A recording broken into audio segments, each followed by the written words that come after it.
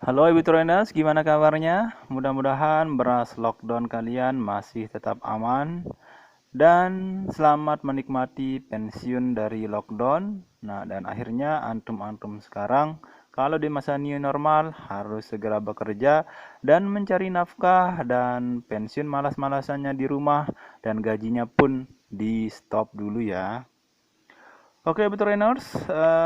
Kita mulai saja buat videonya. Assalamualaikum warahmatullahi wabarakatuh. Alhamdulillahirrahmanirrahim. Wabihi nasta'inu ala umurna waddin. Wassalatu wassalamu ala asrafil anbiya wal mursalin wa ala alihi wa sahbihi ajma'in. Allahumma aslih ummata Muhammadin sallallahu alaihi wasallam. Mufarrij an ummati Muhammadin sallallahu alaihi wasallam. Warham ummata Muhammadin sallallahu alaihi wasallam. Wansur wahfaz wa ayyid nahlatul watani fil alamin bihaqqi Muhammadin sallallahu alaihi wasallam. Wansur wahfaz wa ayyid nahlatul watani fil alamin bihaqqi Muhammadin sallallahu alaihi wasallam. Teman-teman Abiturainers, marilah kita panjatkan puji syukur kita atas kehadirat Allah Subhanahu wa taala yang telah melimpahkan karunia-Nya, nikmat-Nya beserta segala kesyukuran kita atas kehadirat Allah Subhanahu wa taala yang telah memberikan kehidupan di dunia dan di akhirat. Salawat serta salam juga kita haturkan kepada junjungan alam Nabi besar Muhammad SAW yang telah membawa kita dari alam onta menuju Honda. Teman-teman sekalian, Abiturainers yang berbahagia, di sini kita akan menjelaskan bahwa Al-Maghfuru lahu Tuan Guru Kiai Haji Muhammad Zainuddin Abdul Majid mempunyai banyak karomah. Salah satunya adalah seorang yang disaksikan atau diceritakan oleh seorang mu'allaf. Mu'allaf itu adalah orang yang non-muslim masuk ke dalam Islam. Nah, lanjut ceritanya teman-teman Abituranas. Jadi, adalah seorang pegawai PT Pelayaran Samudra Gesuri Leeward, Tanjung Perak, Surabaya. Sundarbaji namanya.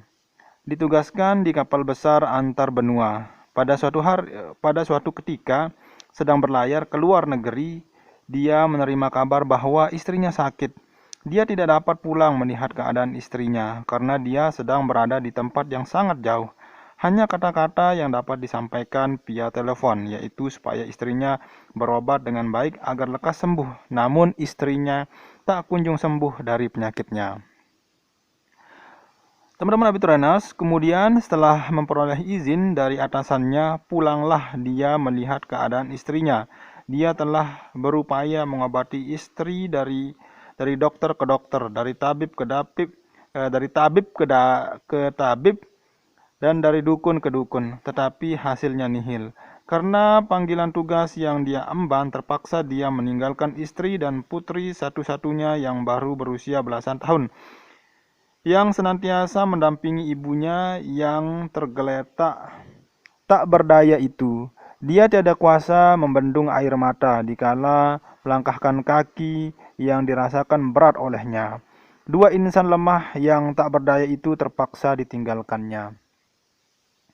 Di dalam melaksanakan tugasnya sebagai pegawai kapal, kali ini dia lebih banyak berdiam diri karena pikirannya yang sedang dilanda kegalauan yang tiada tara.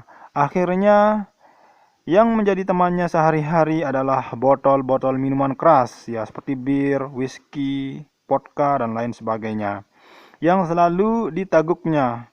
Demikianlah yang dilakukannya selama berbulan-bulan, sehingga dia menjadi pemabuk berat. Berarti pemabuk berat itu udah level tinggi gitu kan. Jadi apapun yang bisa diminum, selama itu minuman keras atau aki, mungkin dia juga minum. Terus mungkin sering vodka, wine, terus keras gitu kan. Terus apalagi itu pina colada dan sebagainya sudah diteguk sekalian. Kayak di film Asiku itu gitu lah. Nah, kemudian lanjut cerita.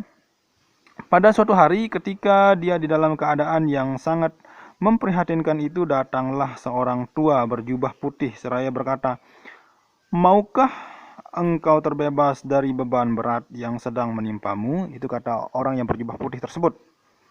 Ia langsung menjawab, "Sangat mau, wahai Tuan." Orang tua itu berkata, "Segeralah masuk Islam bersama istri dan anakmu. Kemudian orang tua berjubah itu berlalu dari pandangannya. Sejak itu suara orang tua berjubah itu selalu terngiang-ngiang dari telinganya. Segeralah masuk Islam bersama istri dan anakmu. Itu kata orang yang berjubah putih itu yang datang menghampirinya itu. Setelah tiba saatnya mengambil cuti, dia langsung pulang dan setelah sampai di rumah, dia menatap wajah istrinya yang tergeletak tak berdaya itu. Namun dia belum berani mengungkapkan pengalamannya bertemu dengan orang tua berjubah putih yang menyuruhnya segera masuk Islam bersama istri dan anaknya. Diam-diam dia pergi ke masjid lalu ikut berbaur dengan orang-orang yang sedang melaksanakan sholat dan ikut pula di dalam majelis-majelis pengajian yang diselenggarakan di masjid itu. Demikianlah yang dilakukan setiap hari sehingga akhirnya dia melihat perubahan yang terjadi pada diri istrinya, yaitu istrinya berangsur-angsur sembuh dari penyakitnya. Maka semakin yakinlah dia bahwa orang tua berjubah itu adalah juru selamat. Dia kemudian langsung menyatakan diri masuk Islam bersama istri dan anaknya.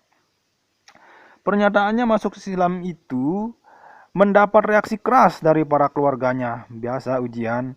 Namun, keyakinan mereka demikian kokoh, bagaikan karang di tengah samudera, tak terdapat digoyahkan oleh siapapun. Pada suatu waktu ketika dia sedang berwudu, tiba-tiba dia ditegur oleh seorang dan dia sangat terkejut setelah melihat bahwa yang menegurnya adalah orang tua berjubah itu. Sambil tersenyum, orang tua berjubah itu berkata, "Caramu berwudu salah, lihatlah begini cara berwudu yang benar." Dia lalu meniru cara orang tua berjubah itu berwudu. Dan kemudian orang tua berjubah itu mengajarinya cara sholat yang benar sehingga dia bisa berwudu dengan baik dan sholat dengan baik pula. Akhirnya orang tua berjubah itu berpesan kepadanya agar dia melakukan khalwat di puncak gunung. Pesan orang tua berjubah itu dilaksanakannya. Pada malam-malam tertentu dia berkhalwat di puncak gunung. Tugas perusahaan selanjutnya dapat dilaksanakannya dengan hasil memuaskan. Sehingga alhamdulillah akhirnya dia ditugaskan di kantor perusahaan, bukan lagi di kapal. Ketika bertugas di kantor perusahaan, dia semakin leluasa berkhalwat. Banyak rintangan